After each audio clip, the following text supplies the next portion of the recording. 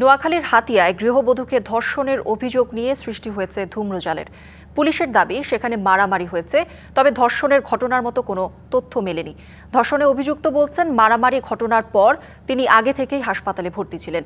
যদিও নারীর দাবি শাপলাকলিতে ভোট দেয়ায় ধর্ষণের শিকার হতে হয়েছে তাকে। একই নারীর দুই দফায় দুই ঘটনায় হাসপাতালে ভর্তির বিষয়টি নিয়ে তৈরি হয়েছে ধূম্রজালের। গেল শনিবার দুপুরে নোয়াখালী জেনারেল হাসপাতালে মারামারির ঘটনায় চিকিৎসা নিতে আসেন গৃহবধূ সহ কয়েকজন। এর ৩ ঘন্টা পর বিকেলে গৃহবধূ পুনরায় হাসপাতালের জরুরি বিভাগে এসে বলেন গত রাতে তিনি ধর্ষণের শিকার হয়েছেন। আমি অন্য ঘরে আসছিলাম, আধা ঘন্টা 1 ঘন্টা বসিয়েছিলাম। একজন আমার ঘরে আসছি 11টার সময়। এরপরে দিয়ে আমার এখান থেকে রমানে সামাজিক যোগাযোগ মাধ্যমে ধর্ষণের বিষয়টি ছড়িয়ে পড়লে ফেসবুক লাইভে আসেন অভিযুক্ত ব্যক্তি। তার দাবি তিনি এসবের সাথে যুক্ত নন। তিনি আগে থেকেই হাসপাতালে ভর্তি ছিলেন। সংঘবদ্ধ ধর্ষণের মতো কোনো ঘটনা হয়নি বলে দাবি স্থানীয়দের। এগুলো সব ষড়যন্ত্র, বানোয়াট। আমি এসে আনন্দিত, কেউ বলতে পারতো না যে কোনো একটা মেয়ের সাথে আমি কথা বলছি। কোনো ঘটনাটা জায়গা বসবাস করে আমি দেখছি, দেখে আর কিছু দেখিনি। চিকিৎসক বলছেন প্রথমে ওই নারী ভর্তি হন শারীরিক নির্যাতন বলে, কয়েক ঘন্টা পর অভিযোগ করেন যৌন নির্যাতনের। তবে এখন পর্যন্ত এ ঘটনায় কোনো মামলা না হওয়ায় শারীরিক পরীক্ষা নিশ্চিত করতে পারেনি হাসপাতাল কর্তৃপক্ষ। প্রথমে উনি প্রাথমিক চিকিৎসা নেন, পরবর্তীতে বিকালবেলা যৌন নির্যাতনের অভিজ্ঞতার ভিত্তিতে আমরা তাকে চিকিৎসার জন্য পরীক্ষা নিরীক্ষার জন্য ভর্তি করিয়ে দেই। এখনও আইনি কর্তৃপক্ষ বিশেষ করে পুলিশের কাছ থেকে এই বিষয়ে কোনো পরীক্ষার জন্য দর্শন পরীক্ষার কোনো চাহিদা পাইনি।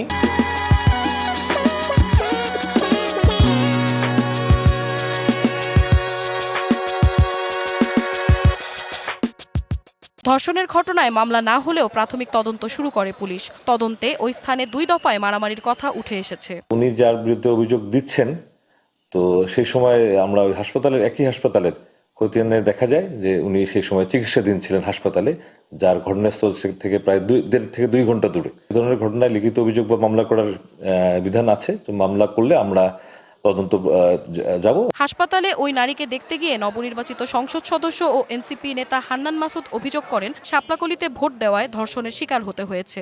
ওনার ঘরবাড়ি হামলা করেছে, লুটপাট করেছে, ওনার স্বামীকে আটকে রেখে, সন্তানদেরকে আটকে রেখে ওনাকে ধর্ষণ করা হয়েছে।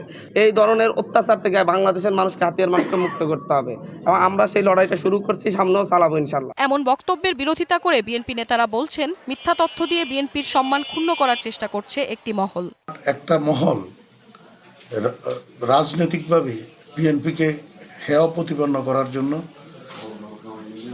রহিমকে বিএনপির কর্মী হিসাবে প্রচার করতেছে। প্রশাসনকে বলবো প্রকৃত ঘটনা উদ্ঘাটন করে ঘটনাটা যদি সত্যি হয় তাহলে অপরাধীকে আনা হোক। নোয়াখালীর হাতিয়া উপজেলার চানন্দী ইউনিয়নের নলেরচরে একটি আশ্রয়ণ প্রকল্পের ঘরে বসবাস করেন অভিযোগকারী নারী। সঠিক তদন্তের মাধ্যমে আইনগত ব্যবস্থা নেওয়ার দাবি স্থানীয়দের। DBC news desk.